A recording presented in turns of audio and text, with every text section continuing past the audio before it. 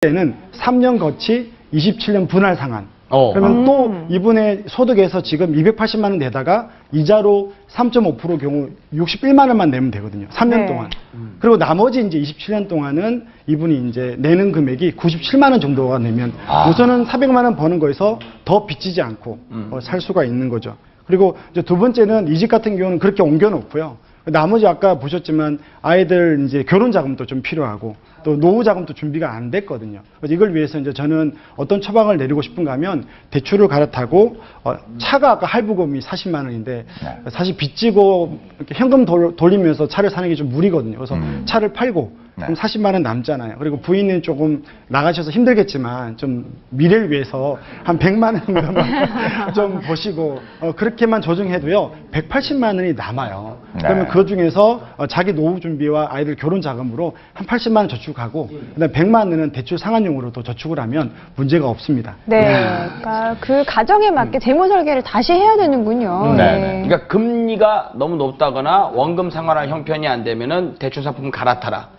근데 그 상환이자라는 거 있잖아요. 네. 그것도 내야 되는데 그거 얼마나 내야 되는 거예요? 그러니까 대출을 갈아탈 때 고려해야 될 게 세 가지 정도가 있는데요. 첫 번째는 금리죠. 금리에 대해서 뭐 이익이 있어야 갈아타니까 이분 같은 경우는 4.5에서 3.5로 갈아타면 이자만 매달 16만 원이 절약되는 거거든요. 그리고 두 번째는 이제 갈아탈 때 고려해야 될 게 우리가 변동금리가 좋은지 고정금리가 좋은지를 좀 생각해야 되는 거죠. 그래서 실제로 금융위기 이후로는 계속해서 금리가 떨어졌거든요. 지금 그 기준금리가 2.25입니다. 예전에 기준금리가 4%였거든요. 그러다 보니까 금융위기 이후는 계속해서 변동금리를 받았던 사람들은 떨어진 것들을 해결되는데 예전에 받고 안 받고 사람들은 지금 5% 내는 분들도 있는 거예요. 그래서 이제 뭐 어떻게 할 거냐 했을 때 갈아탈 때 저는 지금 출고 전략 이야기 많이 하잖아요. 그래서 이제 내년에 미국에 출고 전략이 생기면 이자가 올라갈 거예요. 그럼 지금은 변동금리보다는 고정금리가 앞으로 한 3, 4년 뒤를 봤을 때는 유리하겠죠. 그런 것들을 좀 고려해서 갈아타기를 하는 게 좋고요. 제가 말씀드린 거 중도 상환할 때 수수료 내는 거. 그렇죠. 중도 상환 수수료는 보통 3년 정도 가면 없어지는 거거든요. 그래서 만약에 어떤 분이 1년간 남았다 그러면 계산해야죠. 이자를 1% 낮추는 게 유리한지 중도상환 수수료를 지금 내는 게 유리한지 아니면 한 1년 기다렸다가 갚는 게 좋은지를 좀 전문가에게 상의를 해서 계산해보면 되겠죠. 네. 그 대출을 갈아타면서 좀 그 다음에는 만기를 늘리는 것도 중요하겠지만 이분 같은 경우는 처음에 대출 상환 시기를 잡을 때 10년으로 잡았잖아요. 조금 만약에 그 시기를 늦췄다면 상황이 좀 나아지지 않았을까 하는 생각도 들거든요. 사실 주택담보대출을 받을 때 빚 갖고 있으면 좋습니까? 안 좋잖아요. 그러니까 사람들이 빨리 갚고 싶은 거죠.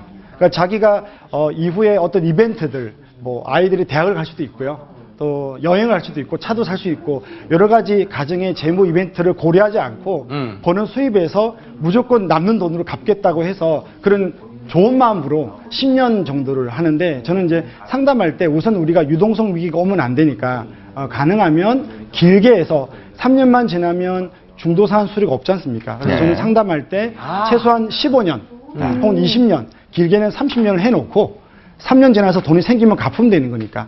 그리고 또 15년이 넘어가면 나중에 연말정산 때 소득공제도 드는 효과가 있습니다. 그래서 이런 걸 고려해서 좀 길게 가져가면서 유동성을 확보하고 본인의 재무 상담에 맞게끔 상황에 맞게끔 대출을 갚아가는 계획을 세우면 더 좋을 것 같습니다. 속이 좀 시원해지죠? 네, 그런 것 같아요. 근데 아까 이제 사례에서도 우리가 봤듯이 가장 큰 비중을 차지하고 있는 것은 그 빚 중에 가장 많은 것은 주택담보 같아요. 그렇죠. 이런 상담 사례들이 많죠. 네, 맞습니다. 거주지 확보를 위한 대출 문의가 가장 많은 편인데요. 그 중에서도 고금리 대출을 사용하셔서 저금리로 갈아탈 수 있는 방법에 대한 문의가 가장 많이 있습니다. 네, 저희가 사례를 통해서 계속해서 살펴보겠습니다. 다음 사례 화면으로 만나보실까요? 오늘도 신나게 쇼핑하는 김보라 씨. 당장 돈은 없지만 신용카드가 있기에 가능했는데요. 긁고 또 긁고 그러던 어느 날. 여보세요? 네? 연체라고요? 어느새 통장은 텅 비었는데요. 급하게 대출을 받으려 했지만 미혼에 아무 담보도 없는 김보라 씨에게 은행의 문턱은 너무 높았습니다. 결국 제3금융권의 문을 두드리게 됐는데